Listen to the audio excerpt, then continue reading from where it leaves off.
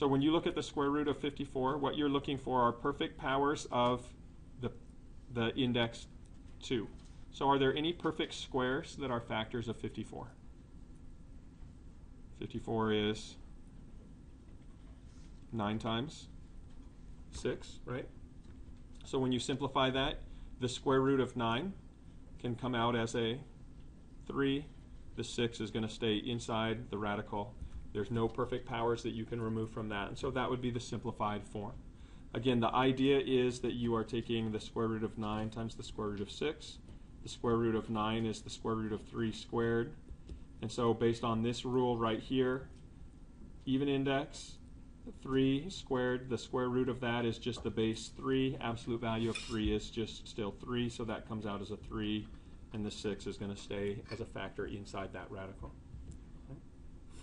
Now, if you have a negative inside of an even index radical, a negative root that doesn't have a variable in there that could possibly remove or cancel with that negative, can you take the square root of an even index of a negative number?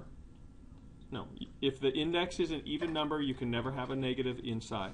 So the square root of negative 20, even though you can simplify it or remove perfect square factors, the fact that there's a negative inside means you would enter DNE. Does not exist. No solution for that.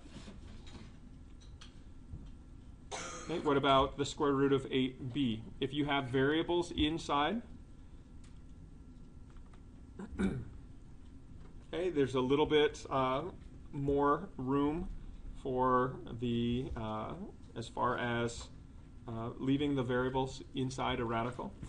But if you were looking to simplify the square root of 8b, you'd first look, are there any perfect square, again, whatever your index is, and we'll start with square roots and possibly cube roots. Okay, but are there any perfect squares that are factors of 8b? 4. So this is 4 times 2 times b.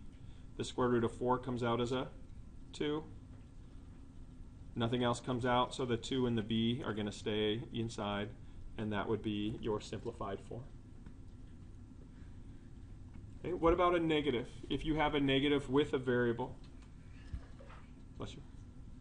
Okay, when you're looking at this form now, can you automatically assume that this does not exist? No, because the a might be a negative, and in fact it has to be a negative for this to have a solution or a simplified form. So what you would do here is you could still work with that negative inside. Are there any perfect powers that you can remove from the factor 18? This is 9 times 2a with a negative in front. So the square root of 9 comes out as a 3. Nothing else does, so you have a negative, a 2, and an a that stay inside your radical. Again, even though there's a negative here, all that simply means is that a must also be a negative or a non-positive in order for that to simplify. Even in a fraction, the same rule works.